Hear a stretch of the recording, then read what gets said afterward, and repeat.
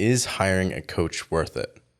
I don't think there's a straightforward answer to this. I think truly it depends. Number one, I think it depends on the athlete, what their individual experience level is, their individual weak points or things that they have as limitations, and the training atmosphere that they're in, right? What sort of environment they're at with their home gym facility. What does that actually look like for them? And then two, it depends on the coach, right? So who this person could be working with, right? The experience level of the coach, the type of athlete that they work with best.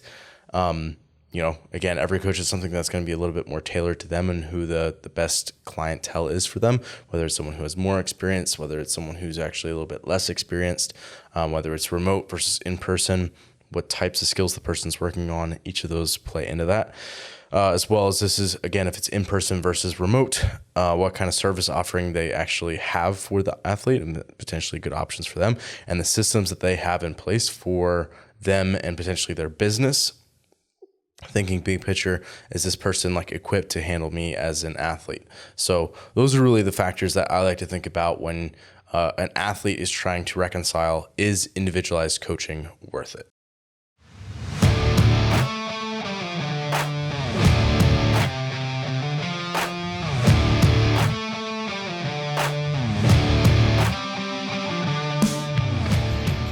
The fitness movement is brought to you by Zor Fitness. We offer coaching and individualized program design, as well as educational content for coaches and athletes.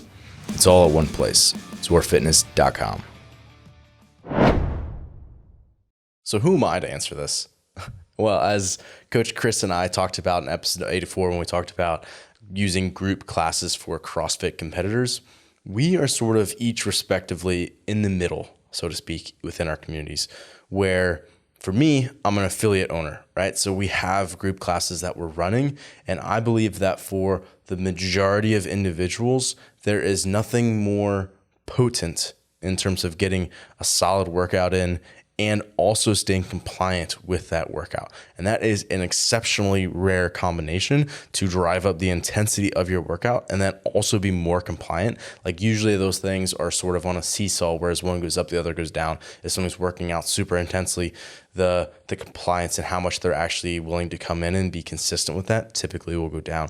I think in group classes is one of the few exceptions where potentially, if it's done in the right way at a facility where the people are intelligent about how they program things and there's a culture of being listening to your body and just being smart about it, sort of like new age CrossFit, that there's not a whole lot more that you can do from a facility standpoint that's really going to help people out, right? So you can improve their compliance and also drive up the intensity. And if you have those things at your facility, that is a huge leg up and sort of a check in the box for a win as a sort of a group atmosphere approach versus individualized coaching. And these don't have to be against each other, pitted against each other necessarily, but it's one way to think about it. So obviously I own an affiliate, and that's one side of this conversation. Again, I sit in the middle. So the opposite side of that for me is my remote coaching business for fitness. So I obviously work with people remotely. That's,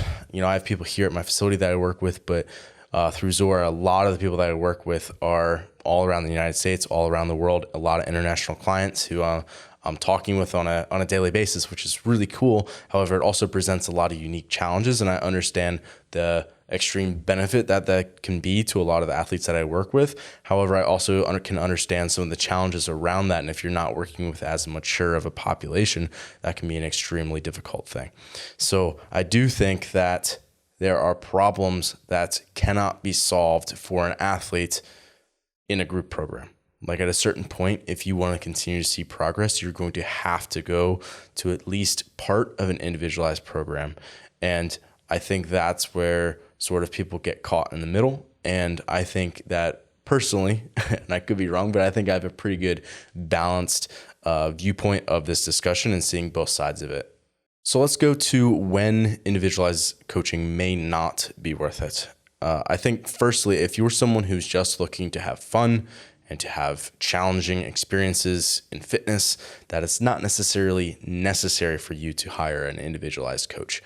You can get both those things checked off without having to pay someone additionally on top of what you're probably already going to an affiliate for.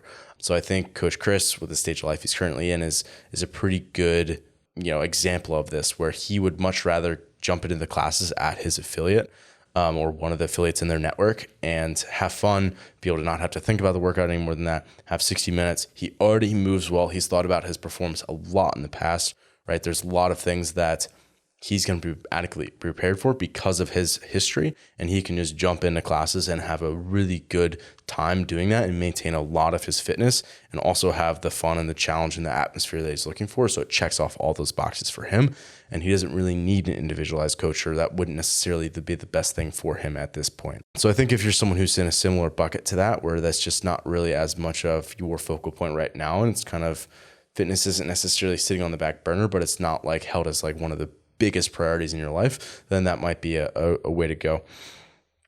Two, I would say if this person's really young and they really don't have any disposable income, right? Maybe this is a college kid who they can't afford to pay an individualized coach. Like they probably don't even have a full-time job. They probably have a lot of other things that they're having to pay for, like tuition and things.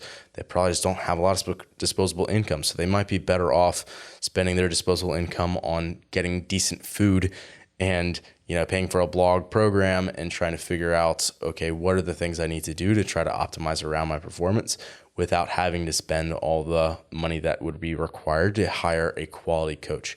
And this is one of the big asterisks I want to place on this, is that you can bargain shop for a coach. You can do it. It is a terrible idea, right?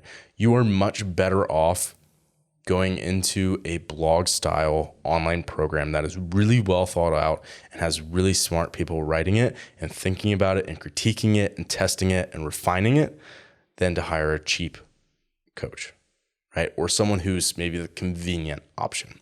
I am always super excited when I have athletes who are in my network who look elsewhere potentially, or at least research elsewhere about coaching, right? I don't want an athlete to come to me through my facility who hasn't searched around yet, right? I would much rather have that person look around, because now I know that this is an athlete who isn't just doing this because I'm the convenient option. They've done their homework and they understand what I have to bring to the table, and they're going to be more bought in as a result. And they also can understand the value that we have at our facility that a lot of other places don't have. And personally, I hope when they do that kind of research that they come back and circle back to us, obviously, but I hope that that's something where it instills more confidence to them, because they get to compare to other companies out there who have similar coaches to what we offer here at Zor Fitness. And it's like, when they do that, they can come back and be like, you know what? Yes, you're here at my facility, but you're also the best option for me if I were to look at all the other remote coaches. And it just so happens to be that I'm at your facility. So that was my little rant of like how you need to be diligent in how you go about picking a coach, right? You can't just pull a name out of a hat. You need to figure out, okay, this is the systematic way that I'm going to research these different companies, that I'm going to pick the person that is going to be best for me. These are the systems that they use. I know that this is going to be the best interaction for me. And that is a time intensive process. That's not going to be something that is just going to be like overnight you have the answer to, right? It's like searching to figure out what the best job is for you. It's a job in and of itself if anyone's been in that situation. Like, you need to spend many hours doing your homework so that you can be educated in who you pick as your coach. So if someone's younger and they just don't have the disposable income, that's obviously going to be one thing that could potentially be holding them back, and a reason that they wouldn't hire an individualized coach. I also think if that you have a facility where you're training, where you have a big group of competitive athletes who are all following the same program. Let's say it's a group blog style program, but you have a nice big pool of athletes, and there's some really competitive higher level athletes in this group who can help sort of pull you along, that can be a really nice tow rope for a younger athlete, especially, who they can get a lot of development in and get pulled up relatively quickly. The exception that I would say for this, even if you have a good group of competitive people all doing the same program, is if you're someone who clearly you need development outside of those things in order to progress optimally for you, and it's become clear very early on, right? Even if I go into this for a while, I'm probably not going to see great progress in my ability to get my first muscle up, or I'm probably still not going to see a lot of progress in my Oli technique, for example. Those types of things, if you're dealing with those sorts of problems, you're probably better off figuring out how to get some coaching on you, even if it's not necessarily fully hiring a remote coach. You can sort of figure out a good hybrid program, maybe get some personal training in addition to that. Those sorts of things with someone who's around you, can actually have eyes on you in person. Those sorts of things would be great solutions. So the fourth and final reason why you might be someone who doesn't hire a remote coach just yet, or maybe it's not quite worth it for you just yet, is that you are someone who's quote unquote in the middle. I remember having a conversation with Brian St. Andrews when I worked at his gym, and I was following a blog style program. I did that for about 18 months. And about in the middle of this is when we had this conversation. I was seeing some pretty good results from that, and was talking to him and sharing that with him, and he just kind of like shrugged and was nodded his head, and so it was like, yeah, they basically just roll the ball down the middle, and for you that works. And I think I understood what he meant right away, but I think I have a pretty deeper understanding of what that meant now. And to me, that meant that I was an athlete who would see good results from a group style program like that. They can't swing the program to any one extreme, right? They're never going to give like hours of zone work in a program like that for a super powerful athlete who might need it. So that athlete is never going to see great results on a program like that or make it to the highest levels of their sport. Likewise, if you're an athlete who's super enduring, right? You're not going to see strength work every single day in high doses like that person might need, in higher percentages and lots of intensity, because likely you're not going to get that in a group program. Like they can't swing it to that far of an extreme. Likewise, if you're someone who doesn't have all the skills yet, or you're not a quick learner of skills, that you're going to have to spend more time developing those things. You're not going to get it in a program like that.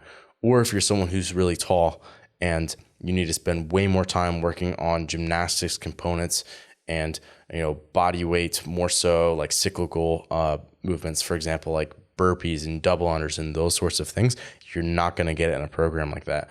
Likewise, if you're a really shorter athlete and you need to spend way more time developing the ability to produce a lot of wattage and improve your power output on the machines and things like that, you're not going to see a program like this. So again, if you're any one of those extremes, you could think about it on like 10 different levels, right? If you're on any one of those, a program like that just can't be worth it for you. Like it's not going to be optimal.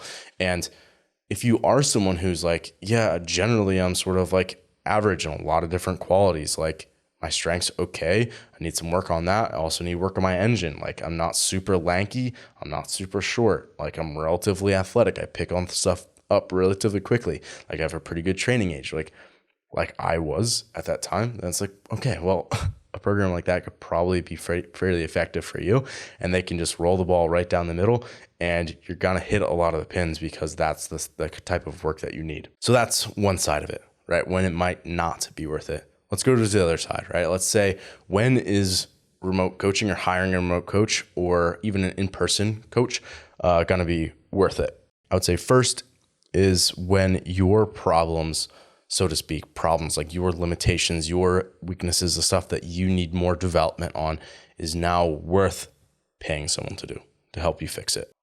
When it's just like you can't get enough touches in a week. You're that person I described before, where you're a bigger person and your muscle ups will not get to the level that you need them to get to at if you want to qualify for semifinals unless you hire a coach. And it's like, okay, I've poured the last 5 years of my life into developing as a CrossFit athlete, and I've taken on all these different things, and I've gone through the blog programs, and I've hired, in-person PT people to help me out. And it's like, okay, now I'm at the level of my development where unless I am willing to hire someone to coach me in a more professional capacity and all the things that come along with that, unless I'm willing to do that, I need to take a step back from the sport because I'm not going to be able to get to the level that I want to be at. Okay, when that's the problem that you're dealing with, all of a sudden this becomes the best and possibly only option for you at that point. So you're just not getting enough touches of the things that you need. And two, and I would say often these go hand in hand, is that you don't know how to solve your own limitations, right? If you knew how to improve your muscle ups on your own to the point where you could qualify for a semifinal, then you would have done it by now, right? And for someone else, they might be able to solve that problem on their own. And pick up a training program that they found online and just do that. And it might get good enough results where they can continue to do something else. But for you and the problems that you have and the limitations that you have and the weak points that you have, you now have to figure out, okay, is it actually worth it for me to go hire a coach, right? Again, if you're dealing with those problems that are high enough and they're important to you enough, you're going to do what's necessary in order to solve them. In this case, it means hiring someone else to help you troubleshoot those problems. So one, you've got limitations that are worth paying to solve, right? Frankly. So the first example was sort of a professional in the sense that this person has a disposable income, and the time that would be required to invest into the learning of all the fitness stuff just isn't worth it. They'd rather offload that to someone else. The other example is someone who's aging up. And I don't mean this as a master's athletes. Often actually master's athletes are sort of the example I gave before.